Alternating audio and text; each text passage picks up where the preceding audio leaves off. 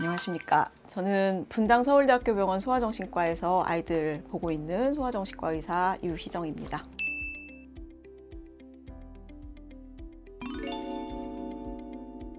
영유아부터 걸음마기라고 하는 어린아이들이 어떻게 발달하는지에 대해서 말씀을 좀 나눠보고자 합니다. 특히 어린아이들 키우는 부모님께서 가장 궁금하신 것 중에 하나가 과연 우리 아이가 제대로 잘 발달하고 있는가 하는 것일 겁니다. 근데 이제 뭐 체중이나 키가 제대로 잘 발달하고 있는지 하는 건 이렇게 지표가 있기 때문에 굉장히 분명하죠. 그리고 잘 기고 잘 걷는지 하는 것도 눈으로 굉장히 쉽게 관찰할 수가 있기 때문에 굉장히 명확합니다. 근데 상대적으로 언어, 의사소통, 사회성, 행동, 흔히 이제 마음이라고 하는 정서 발달 같은 것들은 아마 이렇게 쉽게 판단하거나 생각하시기 어려워하는 경우가 많은 것 같습니다. 그래서 오늘은 아주 어린 아이들, 3세 미만 아이들의 발달, 특히 심리적인 발달, 행동 발달 같은 것들에 대해서 간단히 좀 알려드리고자 합니다. 오늘 우리가 얘기할 시기는 영유아기인데요. 대략 만 3세 정도까지를 얘기합니다. 근데 영유아기는 크게 두 가지 시기로 나뉩니다. 첫째는 영아기, 그 다음에 걸음마기. 영아기는 대략 한 18개월 정도까지를 영아기라고 하고요. 걸음마기는 걸음을 걷기 시작하는 한 18개월 무렵부터 3세까지의 시기를 이야기를 합니다. 인생의 아주 초기 시기인 거죠. 우선 영아기 얘기를 조금 말씀을 드리면요. 신생아, 이제 아기가 처음 태어나면 인간이 생존하는 데 필요한 아주 기본 기능들만을 장착해서 태어납니다. 생존하는 데 가장 필요한 기능이 뭘까요? 일단 영양을 섭취해야 되겠죠. 먹어야 되고, 그 다음에 배설을 해야 되고, 그리고 또 하나는 위험을 피하는 기능입니다. 그 외의 모든 행동들은 자라면서 보호자와의 상호작용을 통해서 경험하고 배워감으로써 습득한다고 해도 과언이 아니겠습니다. 우선 영아기 발달의 가장 중요한 결과물은 안정감과 신뢰감이라고 할 수 있겠습니다. 그리고 아기를 키워주는 가장 중요한 사람들과의 애착을 좀 더 강하게 형성하기 위한 기본적인 바탕을 만드는 것이 이 시기의 가장 중요한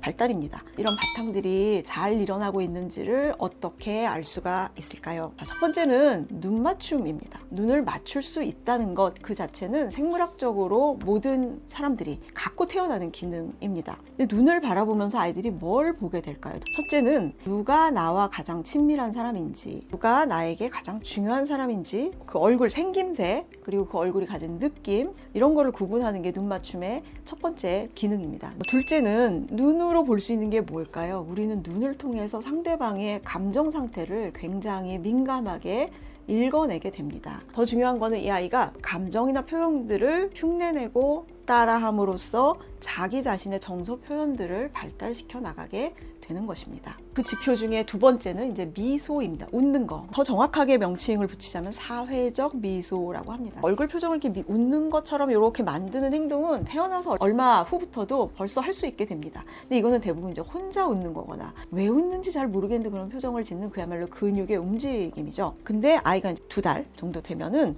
타인의 행동이나 타인의 정서에 반응해서 웃게 됩니다. 그러니까 반응한다는 게 핵심인데요. 혼자 웃는 게 아니고 상대방이 친밀한 자극을 주거나 재미난 자극을 주었을 때 거기에 반응해서 미소 짓는 행동을 하게 됩니다. 이거는 아기가 친밀한 상대방과 유대를 맺고 정서를 주고받을 수 있는 중요한 행동이라고 볼 수가 있겠습니다. 자, 세 번째, 두 가지 종류의 불안입니다. 불안이 일종의 발달의 지표다라고 하니까 조금 의아하실 수도 있으실 것 같아요. 불안은요, 인간이 생존하는데 굉장히 중요한 기능 중에 하나입니다. 불안이나 걱정을 느낌으로 해서 불쾌하거나 위험한 일이 생기지 않도록 미리 대비를 할 수 있게 합니다. 대비할 수 없는 일이라면 피할 수 있게 해주죠. 애기들도 마찬가지예요. 첫 번째 불안은 흔히 우리가 낯가림이라고 표현하는 행동입니다. 이인 불안이라고 합니다. 다시 말하면 익숙하지 않은 얼굴을 보면 불안해하고 울어버리는 거죠. 이거는 여러 가지 의미가 있는데요. 첫째는 아기가 이미 친밀한 얼굴인지 아닌지를 구분할 수 있게 됐다는 뜻입니다. 동시에 아주 본능적으로는 낯선 사람들이 아기한테 다가와서 아기를 해롭게 할 위험으로부터 스스로를 지키는 행동들이 발달하고 있다는 뜻입니다. 세 번째는 그 친밀한 사람과 어느 정도의 아주 기초적인 애착이라는 게 형성되고 있다는 뜻이라고 보셔도 괜찮겠습니다. 두 번째 불안은 우리가 흔히 많이 알고 있는 분리불안입니다. 분리불안은 헤어지는 게 불안하다는 얘기죠. 아기와 가까운 사람, 친밀한 사람이 눈앞에 딱 보이지 않을 때 불안해하고 울어버리는 거죠. 이것도 얼굴을 알아보는 거면 조금 더 물리적으로 파악한다는 뜻이라면, 분리불안 조금 더 심리적으로 누가 나에게 중요하구나, 그리고 그 사람이 나에게 어떤 역할을 해주고 있구나 라는 거를 막연하지만 파악하게 되었다는 뜻입니다. 이렇게 영아기에는 아기가 주로 이제 생물학적으로 타고난 여러 가지 능력들을 활용해서 가까운 사람들과 아주 기초적인 상호작용을 하게 되고, 이것을 통해서 안정감, 신뢰감 이런 것들을 얻어가게 되는 시기입니다. 그런데 이 시기 동안에는 상대적으로 이 아기들이 아이 스스로가 주도권을 가지고 이 상호작용에 참여하거나 아니면 환경을 조정해 가거나 하는 능력은 조금 부족합니다. 상당히 수동적인 상태에 있는 거죠. 부모님이 돌봐주고 이 아이를 따뜻하게 해주고 배고플 때 먹여주고 이런 생리적인 어떤 항상성을 유지하게 도와주는 거, 이게 굉장히 중요하고요. 그러나 이제 본격적으로 아이가 주도적으로 환경을 탐색하고 이 관계를 주도적으로 이끌어가는 거는 그 다음 시기, 걸음마기가 돼서야 중요해지게 됩니다. 네, 그 다음 시기는 걸음마기입니다. 굉장히 직관적으로 붙인 명칭이에요. 말씀드린 것처럼 18개월 무렵부터 3세경까지를 얘기합니다. 이 시기 동안에 일어나는 굉장히 중요한 변화들은요, 본격적으로 독립적인 인간으로서의 발달이 일어납니다.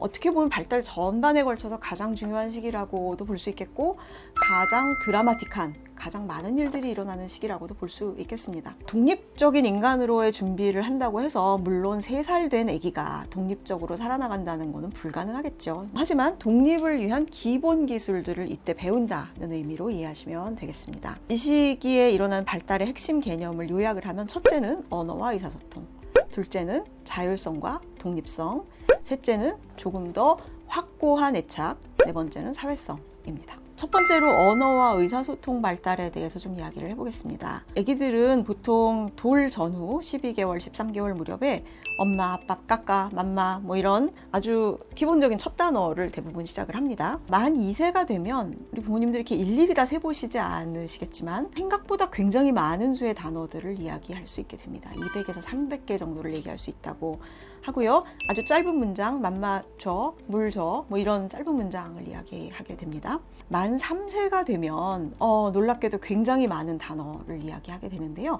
다 세보면 500에서 1000개의 단어가 말을 할 수 있게 되고, 짧은 문장을 이야기하게 됩니다. 주어, 동사, 목적어가 있는 문장이겠죠. 말만 발달하는 게 아니고요. 제스처, 말의 억양 또는 뭐 이런 표정, 시선의 움직임으로 의사를 전달하는 것, 이런 비언어적인 의사소통도 같이 급격히 발달을 하게 됩니다. 왜? 뭐 이런 개념도 관심을 갖게 되고, 모든 사물에 이름이 있다는 거를 알게 되셔서 이게 뭐야? 이런 질문도 굉장히 많이 하게 되고요. 다른 사람이 말하는 것을 이렇게 유심히 듣고 뜻을 파악하려고 노력하게 되기도 합니다. 더 중요한 거는 단순히 그냥 단어와 문장을 말만 하는 것이 아니라 기승전결이라고 하죠. 어떤 흐름이 있는 이야기를 이해하게 되는 것이 이 시기에 굉장히 중요한 발달의 지표입니다.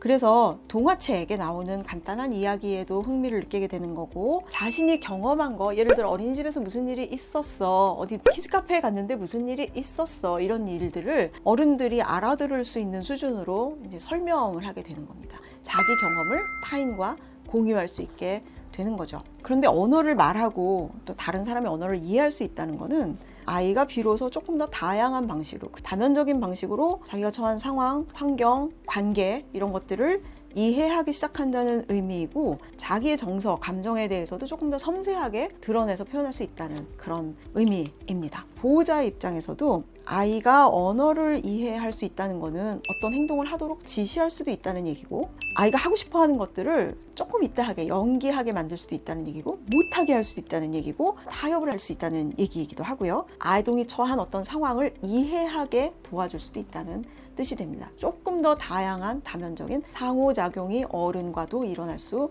있다는 뜻이 되겠죠. 이때 부모님의 역할은 아동이 이렇게 습득하게 되는 여러 가지 그런 언어들을 충분히 사용할 수 있도록 어른들의 말을 많이 듣고 상호작용할 수 있도록 돕는 것입니다. 그래서 질문을 해준다든지 아니면 아이의 말을 주의 깊게 잘 듣고 적절하게 반응을 해준다든지 그리고 많은 단어 그리고 많은 의사통의 방식들을 다양한 방식으로 들려주는 것입니다. 책을 많이 읽어주시고 그 다음에 아이와 그 책의 내용을 가지고 이야기를 나눠보는 것도 도움이 많이 되겠죠. 이 시기에 영상물을 보는 거에 대해서도 많이들 질문하시는데요. 영상물은 상당히 일방적인 상호작용입니다. 거기서 들려주는 것을 아이가 그냥 일방적으로 듣는 거예요. 수동적으로. 그래서 일방적이고 수동적인 상태로 영상물로부터 나오는 자극들을 듣게만 하는 것은 크게 도움이 되지 않을 수 있습니다. 핵심은 언어와 의사소통을 서로 간에 주고 받는 경험을 하게 해주시는 것입니다.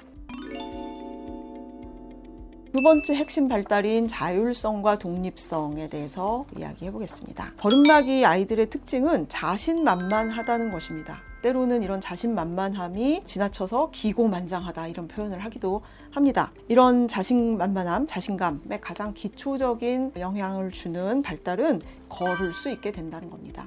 기어서 움직이다가 바닥만 보다가 비로소 딱 두 발로 일어섰을 때 세상이 다 내 것 같겠죠. 훨씬 더 멀리까지 보일 것이고 더 좋은 건 뭘까요? 두 발로 일어서면 양손을 자유롭게 쓸 수 있게 된다는 것입니다. 본격적으로 아이가 세상을 좀 더 적극적으로 탐색을 해나갈 수 있게 된다는 것이죠. 점점 혼자 할 수 있는 것도 많아지고 게다가 말을 할 줄 알게 되니까 나는 목소리만 냈을 뿐인데 주변 사람들이 어른들이 거기에 따라서 움직이는 굉장히 마법 같은 경험을 하게 되는 거죠.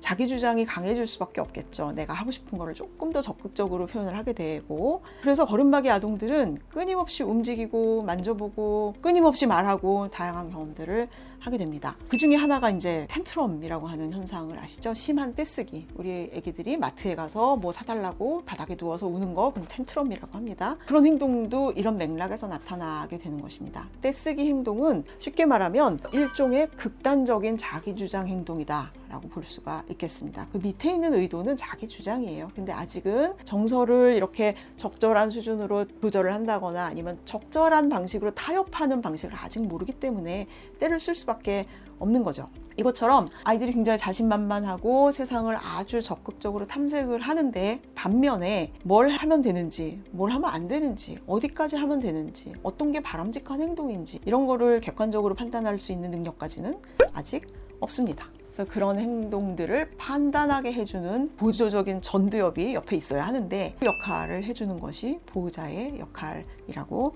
할 수가 있겠습니다. 그런 역할을 하는 거를 한마디로 정의하는 말이 있어요. 그것이 훈육입니다. 영어로는 디시플린이라고 합니다.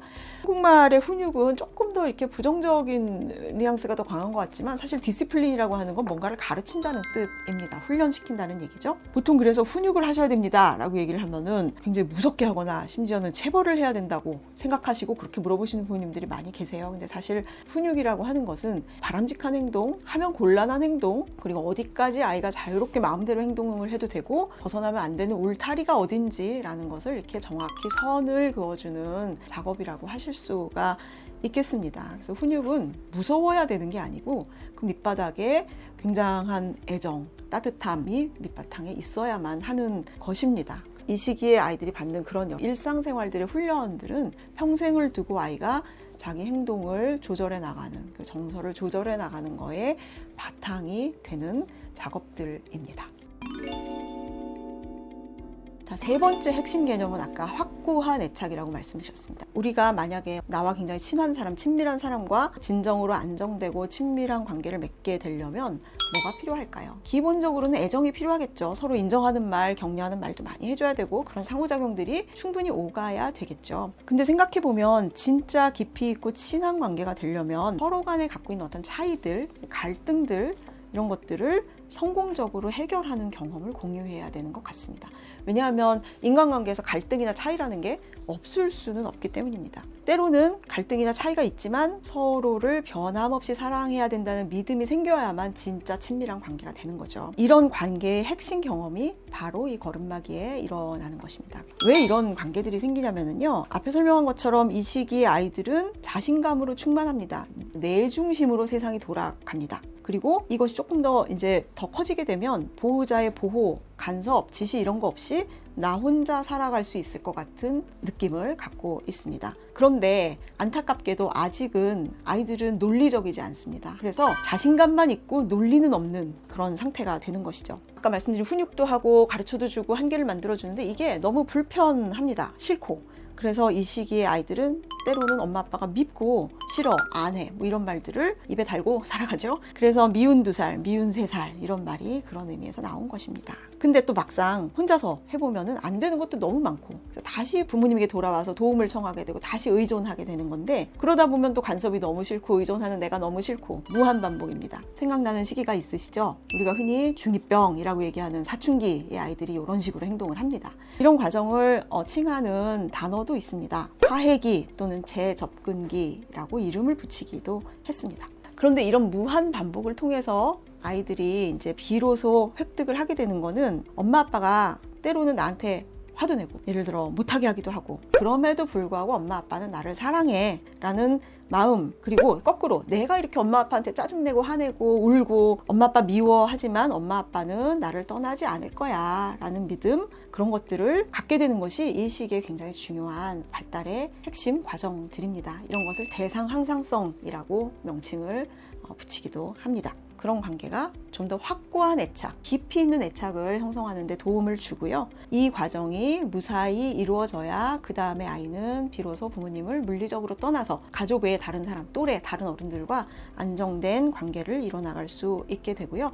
성인기가 될 때까지 이 시기에 일어난 이런 상호작용들이 내면화되어 있어야 건강한 인간관계를 맺을 수가 있다고 합니다. 그럼 이 시기의 부모의 역할은 뭘까요? 이제 어려운 이런 관계들 안에서 시시각각 달라지는 정서 상태의 아이의 태도 이런 거를 일관되고 의연하게 대하는 것입니다. 그렇게 변함없이 안정되고 흔들리지 않고 유연한 부모님의 태도를 아이들은 자기 것으로 만듭니다. 그걸 내면화라고 하는데요.